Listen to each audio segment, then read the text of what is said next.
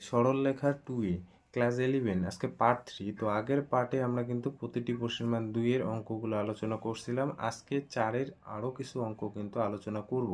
তো 1 নম্বর কোশ্চেনটা দেখো কি বলছে, 3 - 4 এবং 1 2 বিন্দু দুটির সংযোজক যে সরলরেখা সেই সরলরেখার সমীকরণ নির্ণয় করো।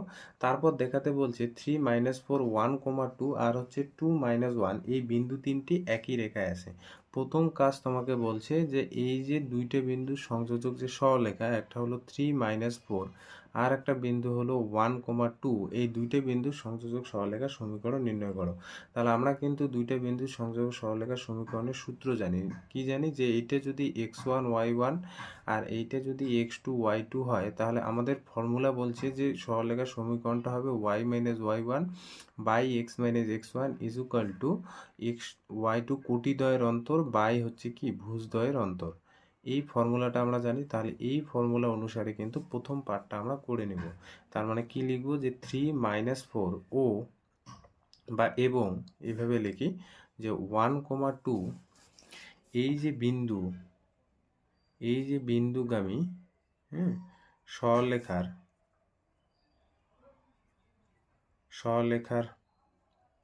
সমীকরণ যেটা হবে, সমীকরণ কি হবে y - y1, y1 বলতে -4 প্লাস 4 বাই x - x1 বলতে কি -3 ইজ ইকুয়াল টু কোটিদ্বয়ের অন্তর মানে 2 + 4 বাই হচ্ছে 1 - 3। এখানে একটু ক্যালকুলেশন করি। তাহলে উপরে পাচ্ছি y + 4 বাই হচ্ছে x - 3 আর উপরে হচ্ছে 6 - 2। তাহলে একটু ক্যালকুলেট করে সরলরেখা সাধারণ আকারে নিয়ে আসি।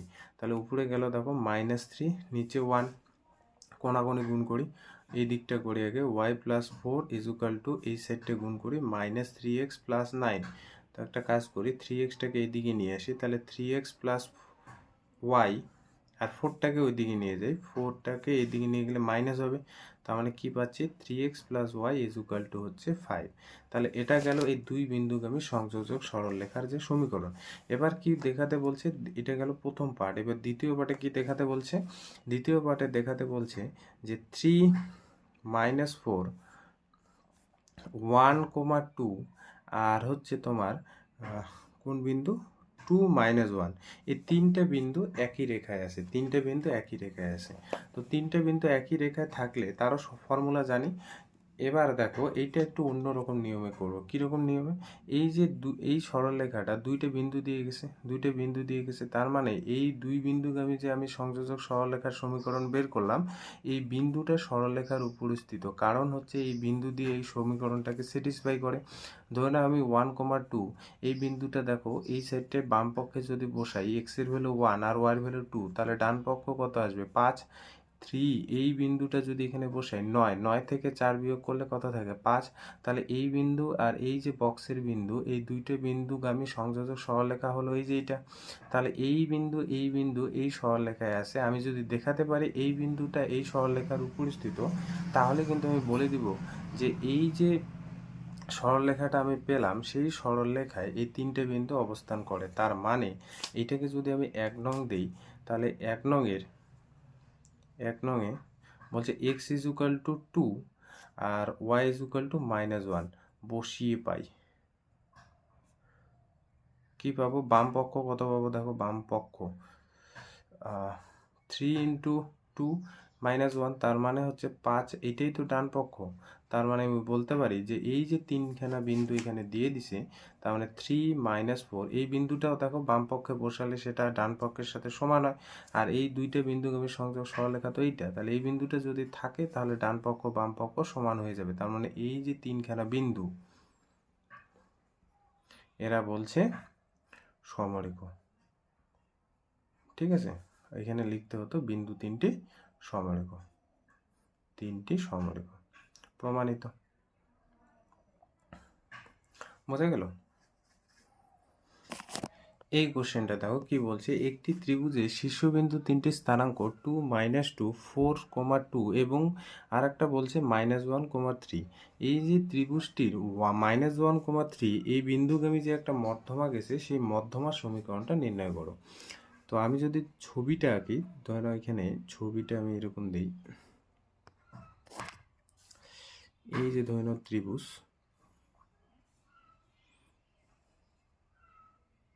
তা আমি এখানে এই বিন্দুটা দিই, এইটাই দিই হচ্ছে -1,3, আর এই বিন্দুটা দিই বি, এই বিন্দুটা হচ্ছে তোমার দিই হচ্ছে তোমার 2, আর সি বিন্দুটা দিই হচ্ছে 4,2। তো বলছে এই যে শীর্ষবিন্দু -1,3 বিন্দু থেকে এইখানে ত্রিভুজটার একটা মধ্যমা পাবো, সেই মধ্যমাটা একটা সরলরেখা, সেই মধ্যমার সমীকরণটা নির্ণয় করো। তার মানে এই যে এই সরলরেখার সমীকরণটা নির্ণয় করতে হবে। তো এই সরলরেখাটা নির্ণয় করার জন্য আমি এই বিন্দুটা নির্ণয় করব, যেটা হলো বিসি বাহুর, হ্যাঁ বিসি বাহুর কি বলতো মধ্যবিন্দু। তার মানে এখানে কতগুলো জিনিস ধরে নেই, যে ধরি ত্রিভুজ এবিসি এর তিনটি শীর্ষবিন্দু, ঠিক আছে। কি কি এখানে ধরবো, একটা হলো এ যার স্থানাঙ্ক হলো -1,3, আর একটা ধরবো বি যার স্থানাঙ্ক হলো 2, আর একটা ধরবো হচ্ছে সি যার স্থানাঙ্ক হলো 4,2। তাহলে তিনটা শীর্ষবিন্দু আমরা বের করে নিলাম, মানে ধরে নিলাম, ঠিক আছে, ধরে নিলাম। এবার এই যে এই বিন্দুটা আমরা বের করার চেষ্টা করব, যেটা হলো বিসি বাহুর মধ্যবিন্দু। তাহলে বিসি বাহুর মধ্যবিন্দু ডি আমি ধরে নিলাম। তাহলে এখানে ধরে নিলাম কি, ডি হলো বিসি বাহুর মধ্যবিন্দু, ডি হলো বিসি এর কি মধ্যবিন্দু। এবার মধ্যবিন্দু হওয়ার দরুন ডি বিন্দুর একটা স্থানাঙ্ক কিন্তু পেয়ে যাব। তাহলে ডি বিন্দু স্থানাঙ্ক আমরা জানি, দুইটা বিন্দু স্থানাঙ্কে যদি একটা সরলরেখা তৈরি হয়, তাহলে ডি যদি মধ্যবিন্দু হয়, তাহলে ডি মধ্যবিন্দু স্থানাঙ্কটা কি করে বের করে, এই যে x1 + x2, তার মানে 2 + 4 বাই হচ্ছে 2, আর একটা কি হবে -2 + 2 বাই হচ্ছে 2, তার মানে এখানে হয়ে গেল 6/2, তার মানে 3, আর এটা হয়ে যাবে 0, 0 বাই সামথিং কি হয়ে যাবে 0। তার মানে এটা হয়ে গেল ডি বিন্দু স্থানাঙ্ক 3,0। তার মানে ত্রিভুজটার যে মধ্যমা সমীকরণ বের করতে বলছে তা কিন্তু এডি বাহুটা, তাই না, এডি যে সরলরেখাটা সেটাই হলো ত্রিভুজের মধ্যমা।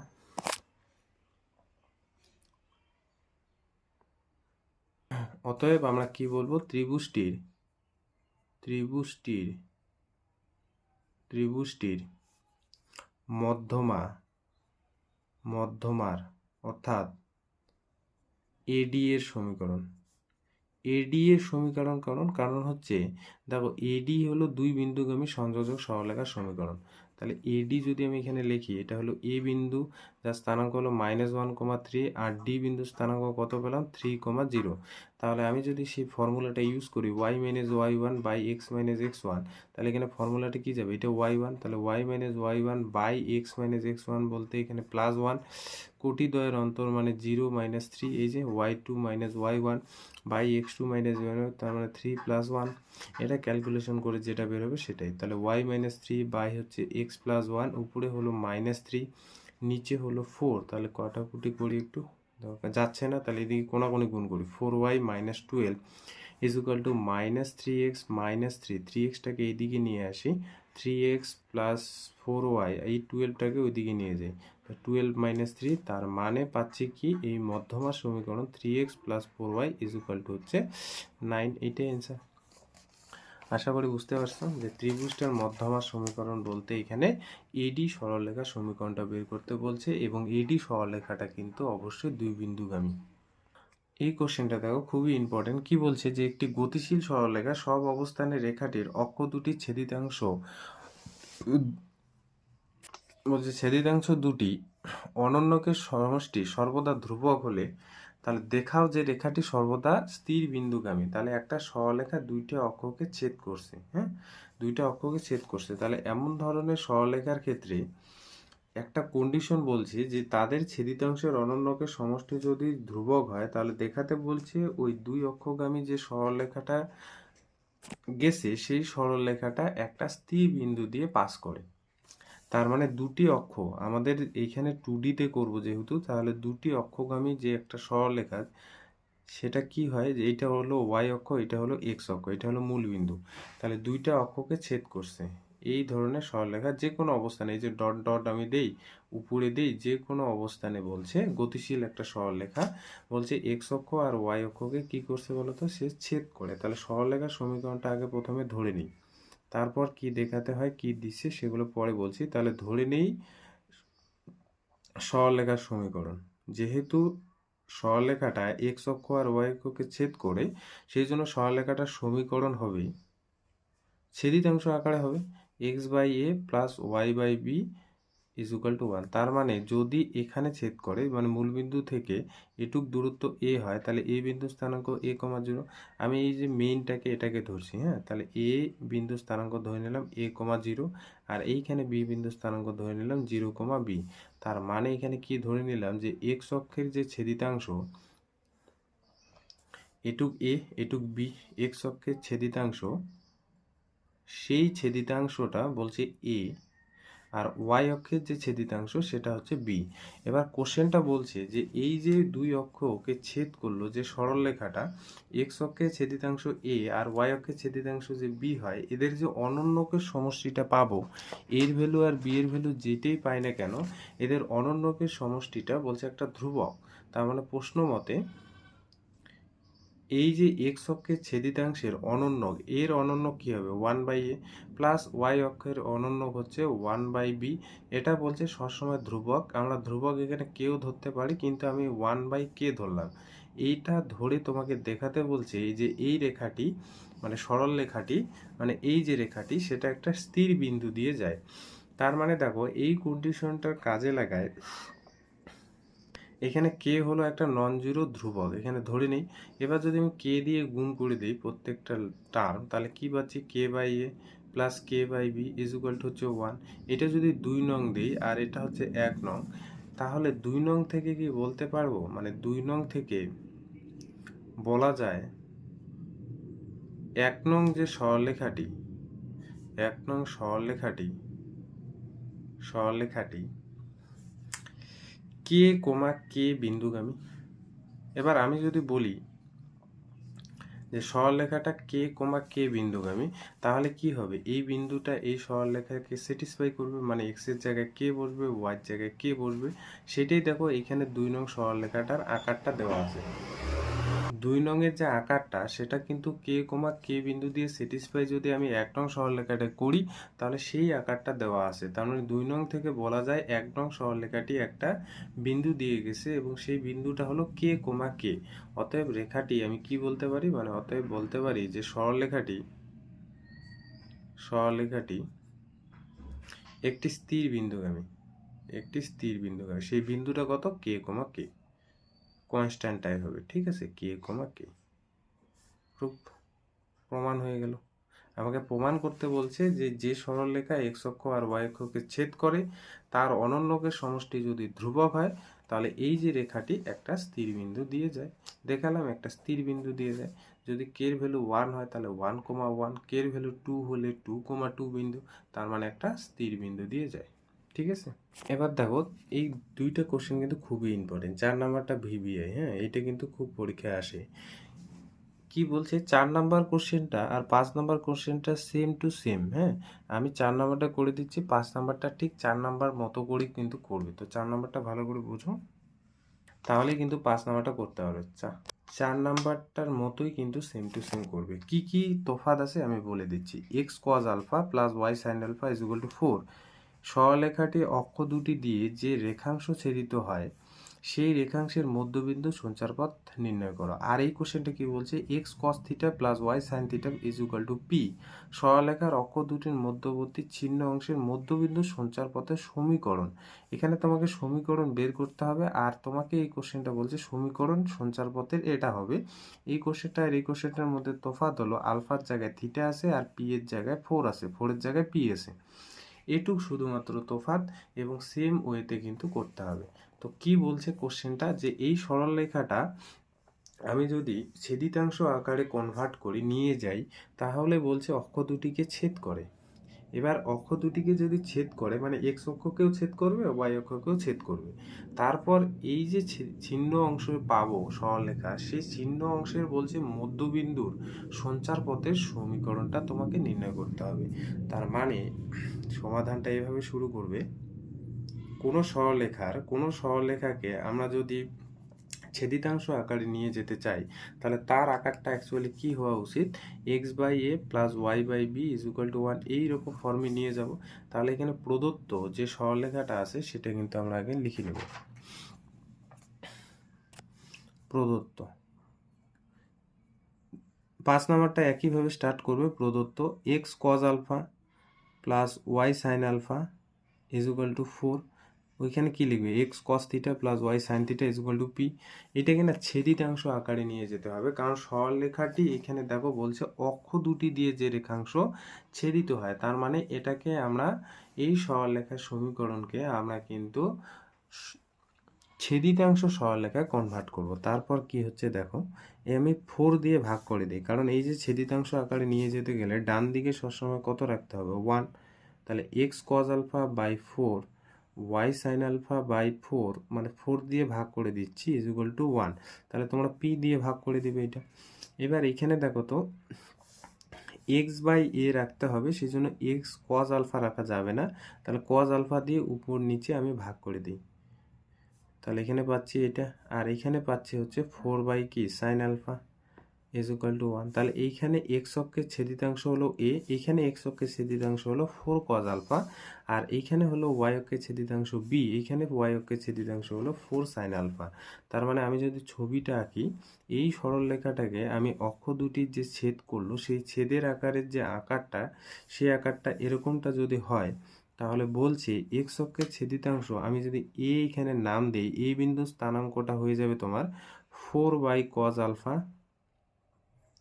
0, আর এইখানে বি বিন্দু স্থানাঙ্ক হয়ে যাবে 0, 4 বাই সাইন আলফা, এটা হয়ে যাবে। তার মানে একটা লেখা আগে লিখি যে এক্স অক্ষের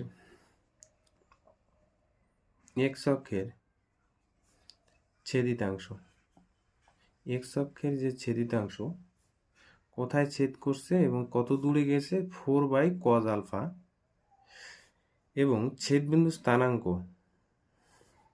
স্থানাঙ্কটা কত হবে, ছেদিতাংশ, আর এখানে লিখি ছেদবিন্দু স্থানাঙ্ক, এক্স অক্ষের ক্ষেত্রে স্থানাঙ্ক, সেটা হলো এ বিন্দুটা কত, 4 বাই কজ আলফা, 0। একইভাবে ওয়াই অক্ষের ছেদিতাংশ বড় লাইনে লিখলে ডট ডট করে দিলেও হতো, 4 বাই সাইন আলফা, এবং ছেদবিন্দু স্থানাঙ্ক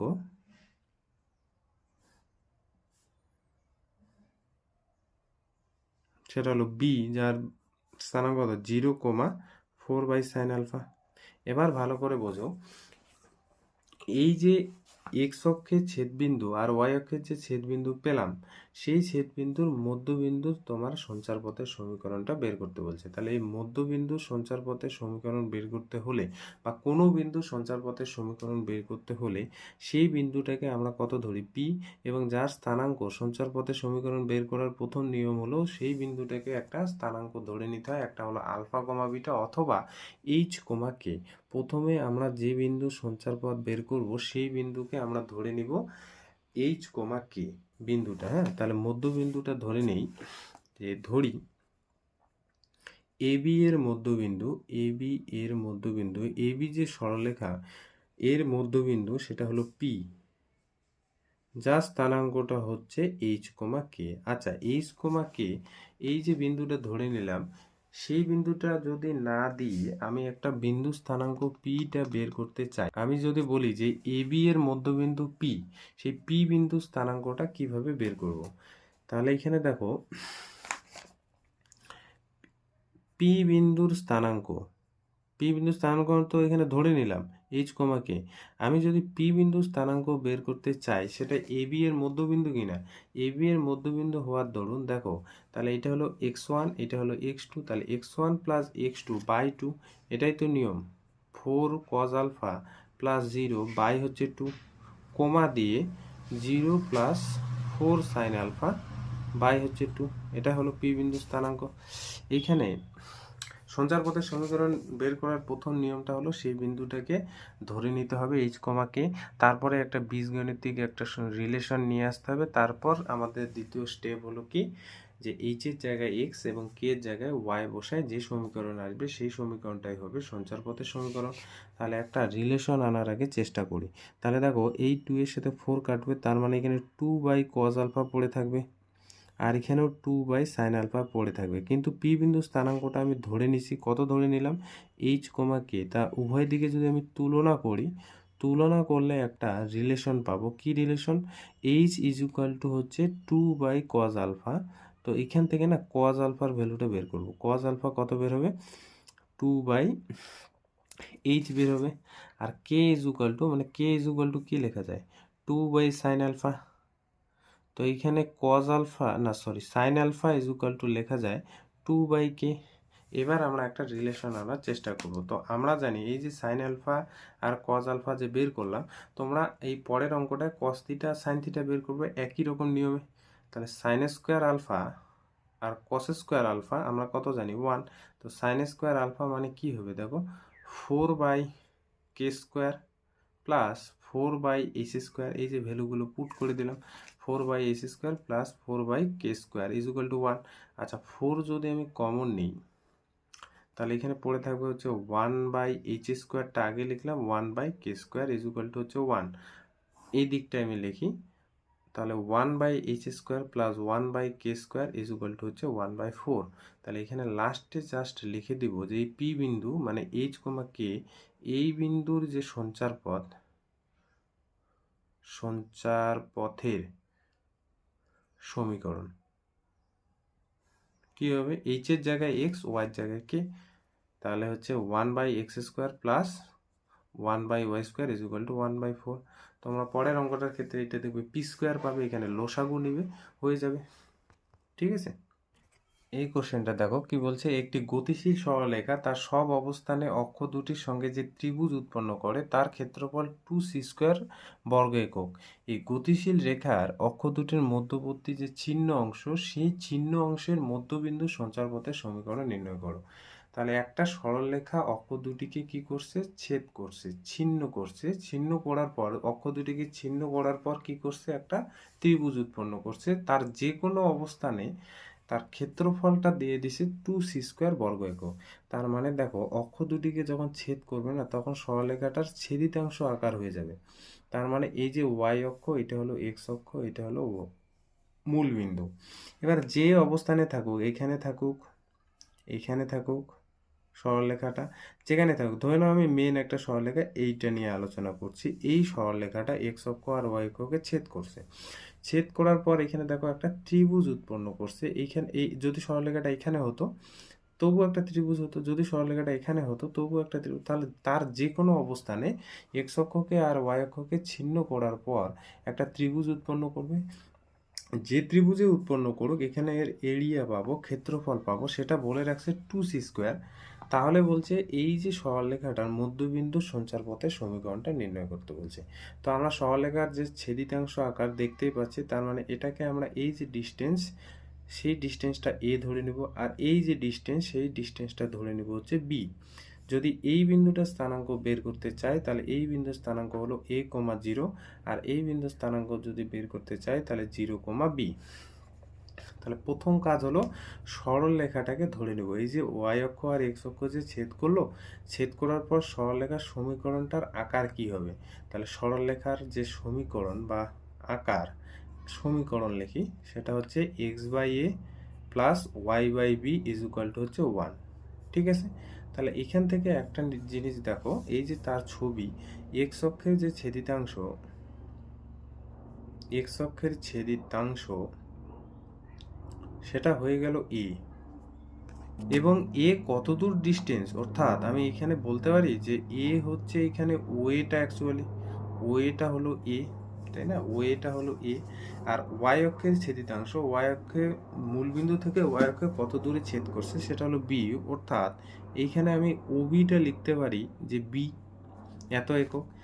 প্রশ্ন মতে এখানে একটা ত্রিভুজ উৎপন্ন করছে, তার ক্ষেত্রফল দেওয়া আছে। তাহলে যে সরলরেখায় থাকুক না কেন একটা এরিয়া পাবো। তার মানে এখানে ত্রিভুজটা কি পাচ্ছি দেখো, তুমি এদিক থেকেও লিখতে পারো, এদিক থেকেও লিখতে পারো। ধরে নাও আমি এদিক থেকে লিখলাম, ত্রিভুজ ও এ বি এর ক্ষেত্রফল কত দেওয়া আছে, 2c², তাই না, 2c²। এবার ধরে নাও আমি এই ত্রিভুজটার ক্ষেত্রফল বের করতে চাই, তাহলে আমাদের ফর্মুলা কি, হাফ ইন্টু ভূমি ইন্টু উচ্চতা ইজ ইকুয়াল টু 2c², তাই না। এই 2টা এদিকে গিয়ে হয়ে যাবে 4। তাহলে ভূমি বলতে এইটা, ও এটা হবে ভূমি, তার মানে মডের ভিতর ও এটা হলো ভূমি। একবারে লিখবো, ও এটা হচ্ছে এ লিখে দিই, ভূমিটা হলো ও এটা হচ্ছে এ। আর দেখো উচ্চতা বলতে লম্বটা এই যে এটা, তাহলে সেটা কত, বি। তাহলে এ বি ইজ ইকুয়াল টু এই টু গুণ করে কত হচ্ছে 4c²। আচ্ছা মড যদি উঠে যায় তাহলে একটা প্লাস মাইনাস হয়, কারণ মড এক্স কি হয়, প্লাস মাইনাস এক্স। তাহলে মড উঠে গেলে এটা হয়ে যাবে A B is equal to 4c²। তাহলে এ বি এই প্লাস মাইনাসটা ওইদিকে নিয়ে গেলে প্লাস মাইনাস 4c²। তাহলে এ বি মানে কি পাচ্ছি, যে প্লাস মাইনাস 4c²। বক্স কিন্তু তোমরা করবে না, আমি বক্সটা করলাম। তাহলে যে কন্ডিশন দিয়ে রাখছে সেই কন্ডিশন অনুসারে এবিটা কি হতে হবে, 4 প্লাস মাইনাস 4c²। তাহলে এত দূর অবধি আমাদের যে যে জিনিসগুলো পাওয়া দরকার সেগুলো পেয়ে গেলাম। এবার তোমাকে বলছে যে এই যে গতিশীল রেখার অক্ষ দুটির মধ্যবর্তী ছিন্ন অংশের মধ্যবিন্দুর সঞ্চারপথের সমীকরণ নির্ণয় করো। যে এই অক্ষ দুইটার মধ্যবিন্দু মানে এখানে পি ধরে নিব, এই পি বিন্দু সঞ্চারপথের সমীকরণ নির্ণয় করো। তাহলে মধ্যবিন্দু আমরা পি ধরে নিব। তাহলে সঞ্চারপথের সমীকরণ নির্ণয় করতে হলে পি বিন্দু স্থানাঙ্ক আমরা কি ধরবো, এইচ কমাকে, তারপর একটা জ্যামিতিক আকার নিয়ে আসবো, তারপর তার কি আমরা এইচ এর জায়গায় এক্স, কে এর জায়গায় ওয়াই বসাই দেবো। তাহলে আমরা ধরে নেই এই যে মধ্যবর্তীর চিহ্ন অংশ সেটা হচ্ছে পি। তাই ধরে নেই এবি যে রেখাটা আছে সেই রেখার মধ্যবিন্দু সেটা হলো পি, যার স্থানাঙ্ক হলো এইচ কমা কে। ঠিক আছে, এবার ধরে নাও এইচ কমা কেটা তোমাকে দিলাম না, আর পি বিন্দু স্থানাঙ্কটা বের করতে চাই। তাহলে পি বিন্দু স্থানাঙ্কটা অ্যাকচুয়ালি কত হবে, পি বিন্দু স্থানাঙ্ক, তাহলে পি বিটা কি এ আর বি এর মধ্যবিন্দু কিনা।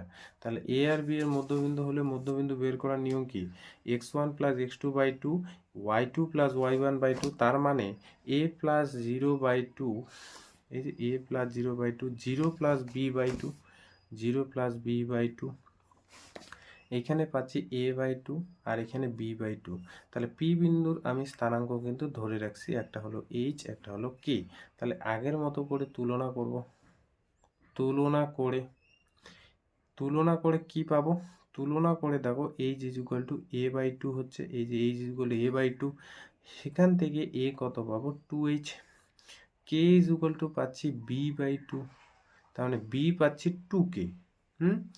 এই যে বক্স করে দিলাম A B is equal to plus minus 4c², সেখানে এ আর বি এর ভ্যালু বসাই দেবো। এটাকে যদি আমি 2 নং দিই, কারণ 1 নং উপরে দিয়ে রাখছি, তাহলে 2 নং যদি দিই, সেই 2 নং থেকে আমরা দেখো কি পাবো।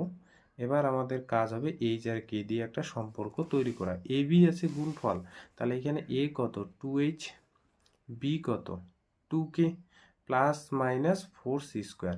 আচ্ছা এখানে 2k আর 2h গুণ করলে 4hk হবে is equal to plus minus c²।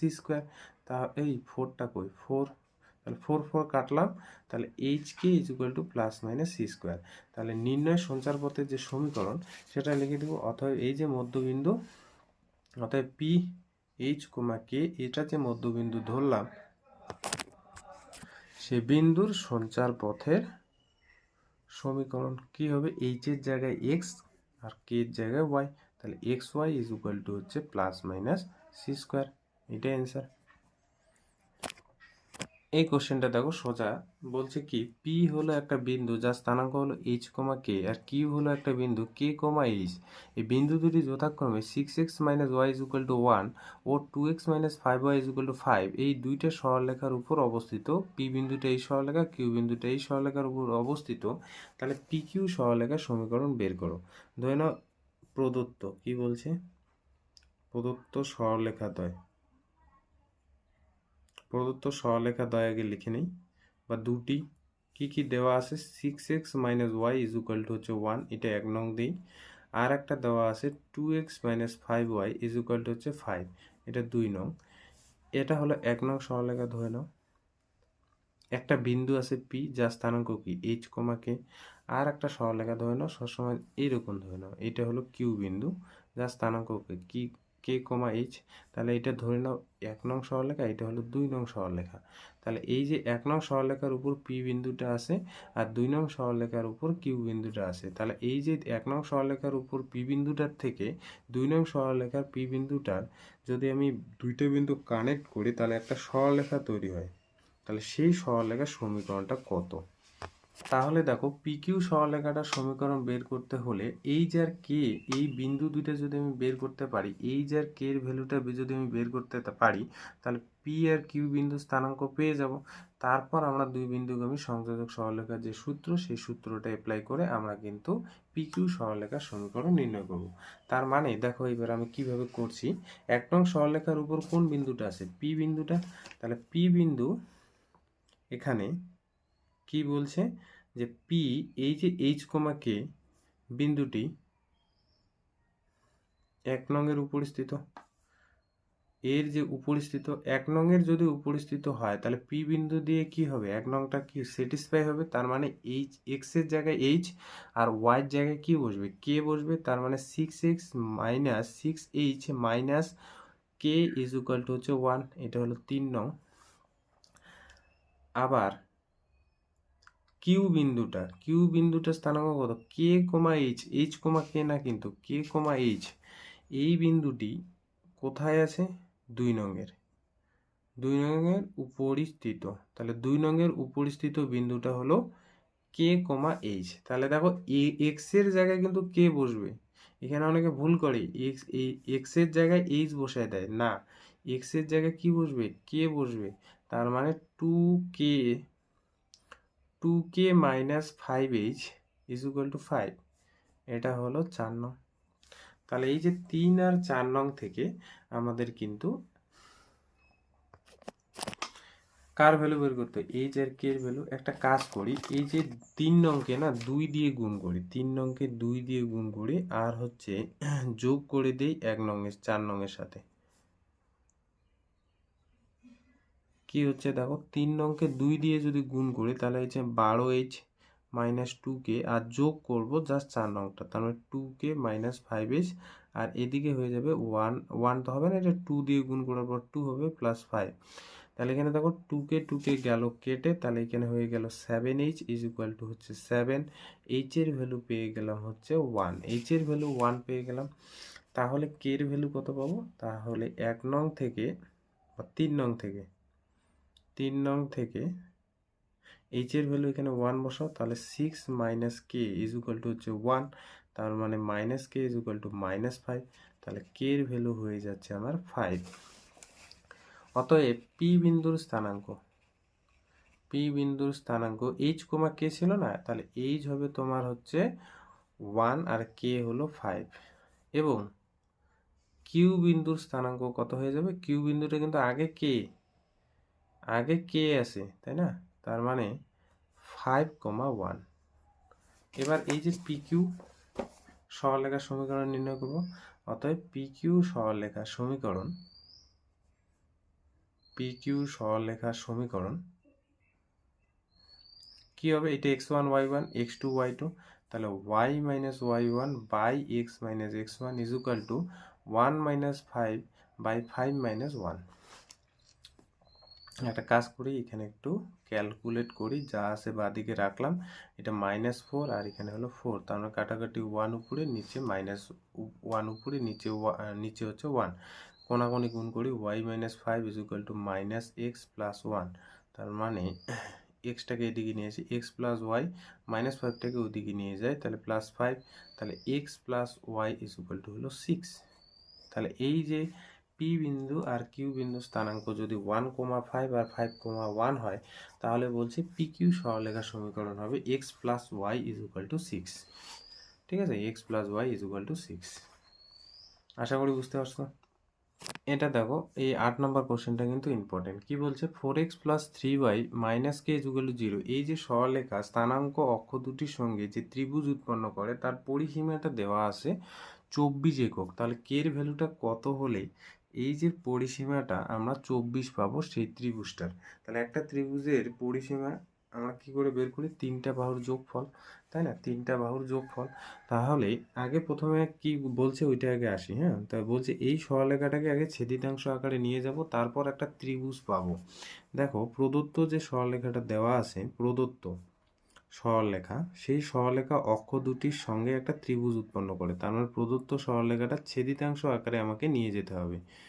Minus K is equal two 0, তো আমরা কি করব, এই কেটাকে ওইদিকে নিয়ে যাই। তাহলে কেটাকে যদি আমি এই সাইডে নিয়ে আসি প্লাস কে, এবার কে দিয়ে ভাগ করে দিব, কারণ আমরা ছেদিতাংশ আকারে নিয়ে যাব। ছেদিতাংশ আকারে নিয়ে যাওয়ার জন্য ডান দিকে সবসময় আমার 1 রাখতে হবে। তো এখানে দেখতে পাচ্ছ 4 দিয়ে আমার ভাগ করে দিতে হবে, K by 4 plus Y by K by 3 is equal to হচ্ছে 1। আমি যদি তার ছবিটা আঁকি, এখানে এই সরলরেখাটারই ছেদিতাংশ আকারে নিয়ে যাওয়ার পর, তা ধরে নাও এটা হলো এই সরলরেখাটা, 1 নং সরলরেখাটা হলো এই যেটা। তাহলে এখানে এ বিন্দু স্থানাঙ্ক কত হবে, কে কমা 4, কে বাই 4 কমা 0, আর বি বিন্দু যদি এইটা দেই তাহলে 0 কমা কে বাই 3।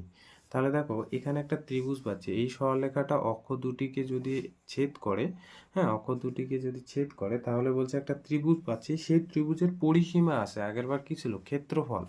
তাহলে এই যে ত্রিভুজটা পাচ্ছি এখানে, ত্রিভুজ ও এ বি এর ক্ষেত্রে এখানে দেখো তো লম্ব কোনটা পাচ্ছি, লম্ব মানে ওবিটা না, এখানে কত পাচ্ছি, কে বাই 3। আর ভূমি, ভূমি বলতে এখানে কত বলো তো, ভূমি বলতে ও এটা, এই যে ভূমি, কে বাই 4। এবার আমার না অতিটা লাগবে, কেন বলো তো, অতিটা লাগবে মানে এবিটা লাগবে, অতিটা লাগবে। অতিটা এই জন্য লাগবে কারণ তিনটা যে বাহু আছে সেই তিনটা বাহুর যোগফলটাই হচ্ছে পরিসীমা। একটা ত্রিভুজের পরিসীমা আমরা এইভাবে বের করি, তিনটা বাহুর যোগফল ইজ ইকুয়াল টু পরিসীমা, তাই না। তো অতি লাগবে, তাহলে অতি যেহেতু লাগবে সেই অতিটা আমরা কি করে নির্ণয় করব, এটা একটা যে ত্রিভুজ তৈরি করবে না, এটা সমকোণী ত্রিভুজ। কেন বলো তো, কারণ এইখানে কোণটা যে তৈরি করবে সেটা 90 ডিগ্রি, এবং এই কোণটা 90 ডিগ্রি হওয়ার দরুন সমকোণী ত্রিভুজ যেহেতু, সেই জন্য আমরা কিন্তু অতিটা বের করব হচ্ছে সমকোণী ত্রিভুজের ক্ষেত্রে আমাদের একটা ফর্মুলা যায় যে অতি স্কোয়ার ইজ ইকুয়াল টু কি, লম্ব স্কোয়ার প্লাস ভূমি স্কোয়ার। এই ফর্মুলা আমরা জানি, একটা ত্রিভুজের আমরা যদি দেখাতে পারি অতি স্কোয়ার ইজ ইকুয়াল টু লম্ব স্কোয়ার প্লাস ভূমি স্কোয়ার, তাহলে সেই ত্রিভুজটা একটা কি ত্রিভুজ হয়, সমকোণী ত্রিভুজ। আর এই যে ত্রিভুজটা সেটা কিন্তু একটা সমকোণী ত্রিভুজ। তাহলে লম্ব স্কোয়ার মানে এখানে কে স্কোয়ার বাই 9, আর এখানে হচ্ছে, সরি এখানে না একটু, হ্যাঁ ঠিকই আছে, কে স্কোয়ার বাই 16। তাহলে দেখো এর লসাগু যদি নেই তাহলে এখানে লসাগুটা হবে তোমার 9 আর 16, তার মানে হচ্ছে 144, 144 হবে। তাহলে এখানে হচ্ছে তোমার 16 কে স্কোয়ার প্লাস হচ্ছে 9 কে স্কোয়ার, তাহলে উপরে যাচ্ছে তোমার 25 কে স্কোয়ার, নিচে হচ্ছে তোমার 144। তাহলে এটা গেল অতি স্কোয়ার। তাহলে আমার লাগবে হচ্ছে অতির জন্য আমাদের রুট ওভার লাগবে 25 কে স্কোয়ার বাই হচ্ছে 144। তার মানে অতিটার জন্য আমাদের পাচ্ছি দেখো 5 কে উপরে বের হবে আর নিচে হলো 12। তাহলে এই যে অতিটা পেলাম হচ্ছে 5 কে বাই হচ্ছে কি 12। এবার কি বলছে প্রশ্ন মতে ত্রিভুজ ও এ বি এর পরিসীমা, এই যে ত্রিভুজটা আমি পেলাম অতি লম্ব ভূমি, তার পরিসীমাটা এখানে দেওয়া আছে 24। আর এই ত্রিভুজটার পরিসীমা মানে হচ্ছে লম্ব তিনটা বাহুর যোগফল, লম্ব ভূমি আর এই যে অতি, এই তিনটার যোগফল। যেমন ক্ষেত্রফলটা হাফ ইন্টু ভূমি ইন্টু উচ্চতা বের হয়, পরিসীমাটা বের হবে তিনটা বাহুর যোগফল 24। তাহলে এখানে লম্ব কত, লম্ব হচ্ছে কে বাই 3, এই যে লম্ব, তাই না, এই যে লম্বটা এই বাহু এই বাহু এই বাহু, পরিসীমা তো এটাই জানি আমরা। তাহলে কে বাই কি হবে 4 হবে, আর অতিটা হবে 5 কে বাই হচ্ছে 12 ইজ ইকুয়াল টু হচ্ছে 24। তাহলে দেখো এখানে লসাগু যদি 12 নেই, 4 কে 3 কে আর এখানে হচ্ছে 5 কে ইজ ইকুয়াল টু 24। তাহলে উপরে হচ্ছে আমার 7 5 12কে বাই 12 ইজুকাল টু হচ্ছে 24, তাহলে 12 12 গেল, কের ভ্যালু কত পাবো 24। তাহলে পরিসীমা যদি আমার 24 হয় এই ত্রিভুজটার ক্ষেত্রে, তাহলে নির্ণয় কেটা হয়ে যাবে তোমার 24। ঠিক আছে। আচ্ছা, এই কোশ্চেনটা কিন্তু খুবই ইম্পর্টেন্ট। কি বলছে, 4x plus 3y is equal to 5 cos alpha এবং 6x minus 8y is equal to 5 sine alpha সরলরেখা দুটির মূলবিন্দু থেকে লম্ব দূরত্ব যথাক্রমে p1 এবং p2 হলে দেখা যায় p1 square plus 4p2 square is equal to হচ্ছে 1। একটা ফর্মুলা আছে, হ্যাঁ, যে মূলবিন্দু যদি ও হয় যার স্থানাঙ্ক হলো 0,0 এবং এই যে মূলবিন্দু থেকে একটা সরলরেখা, সেই সরলরেখাটা হলো ax plus by is equal two, যদি সি হয়, ধরে নাও সি এ ধরলাম, মাইনাস সি ধরলেও হতো, এবং এই সরলরেখাটার যদি লম্ব দূরত্ব, মানে লম্ব দূরত্ব কেন বলছি, কারণ এখানে কোণটা হলো 90 ডিগ্রি, লম্ব দূরত্ব যদি পি হয়, তাহলে পিটা বের করার নিয়ম হলো এই যে c by root over a1 square plus a square plus b square, তার মানে এক্স এর সহগের স্কোয়ার আর ওয়াই এর সহগের স্কোয়ার। বোঝা গেল? এই যে হলো এটা ফর্মুলা। এই ফর্মুলাটা ইউজ করে আমরা কিন্তু অঙ্কটা করব। তাহলে এখানে দেখো তো, প্রদত্ত সরলরেখা দুটি কি দিয়ে রাখছে, প্রদত্ত সরলরেখা দুটি কি দেওয়া আছে, একটা আছে 4x plus 3y is equal to 5 cos alpha. এখানে দেখো এই আকারটায় আছে, এই যে এই আকারটা, এখানে সি বলতে 5 কজ আলফা, এটা 1 নং দেই। আর পরেরটা আছে 6x minus 8y is equal to হচ্ছে 5 সাইন আলফা। প্রশ্ন মতে কি দেওয়া আছে, প্রশ্ন মতে দেখো P1 দেওয়া আছে মূলবিন্দু থেকে 1 নং সরলরেখাটার দূরত্ব। মূলবিন্দু, ভুল লিখলাম বানানটা, মূলবিন্দু থেকে, এটা কিন্তু মূলবিন্দু বানা না, মূলবিন্দু থেকে 1 নং সরলরেখার কি দেওয়া আছে, লম্ব দূরত্ব, 1 নং সরলরেখার লম্ব দূরত্ব। হ্যাঁ, তাহলে P1 মানে 1 নং সরলরেখার লম্ব। তাহলে দেখো এখানে সি বাই, অ্যাকচুয়ালি উপরে যদি মড দাও তবু হবে। এবার মড এখানে দিলেও হবে, না দিলেও হবে, মড দিলাম, ধরে নাও 4 cos alpha, 5 cos alpha by হবে দেখো এক্স এর সহগের স্কোয়ার প্লাস ওয়াই, তার মানে হচ্ছে এখানে 16 আর হচ্ছে এখানে 9 হবে। তার মানে মডটা যদি আমি তুলে দিই, তাহলে এখানে 5 কজ আলফা, কারণ দূরত্ব সবসময় কি পজিটিভ হয়, নেগেটিভটা নেব না, মড উঠে গেলে প্লাস মাইনাস হয়, তো প্লাস মাইনাস আমরা নেব না, এখানে মাইনাসটা নেব না, প্লাসটা নেব, তাহলে এখানে 25-এর কী হবে 5, তার মানে কজ আলফা আমি পাচ্ছি হচ্ছে P1। ঠিক আছে, কজ আলফা আমি পাচ্ছি হচ্ছে P1, তাহলে এটা বক্স করলাম। আবার P2টা কি বলছে, P2টা বলছে 2 নং সরলরেখার দূরত্ব কোথার থেকে, মূলবিন্দু থেকে, মূলবিন্দু থেকে 2 নং যে সরলরেখাটা পাবো সেই সরলরেখার লম্ব দূরত্ব। তাহলে এখানে কি আছে বলো, মড 5 সাইন আলফা বাই দেবো এক্স এর সহগ মানে এখানে কত 6, তার স্কোয়ার মানে হচ্ছে কত 6 6 36 প্লাস ওয়াই সহগ মানে এখানে মাইনাস 8 স্কোয়ার, তার মানে এখানে 64 হয়ে যাবে। উপরে পাচ্ছে 5 সাইন আলফা, নিচে হবে দেখো রুট ওভার 100, রুট ওভার 100 মানে হচ্ছে কত বের হবে 10। তাহলে এখানে পাচ্ছে সাইন আলফা বাই হচ্ছে 2, তাহলে এটা হচ্ছে P2। এবার এখান থেকে এই 2টা যদি এদিকে আনি, তাহলে 2P2 ইজ ইকুয়াল টু হচ্ছে সাইন আলফা, সাইন আলফা। তো আমরা জানি ফর্মুলা, আমরা জানি sine square alpha plus cos square alpha is equal to হচ্ছে 1। তাহলে সাইন স্কোয়ার আলফা বলতে এখানে কি হচ্ছে বলো 4P2 square plus cos square alpha বলতে হচ্ছে তোমার P1 square is equal to 1। এটাই প্রমাণ করতে বলছে যে P1 square plus 4P2 square is equal to হচ্ছে 1, এটাই প্রুফ। বুঝতে পারছো?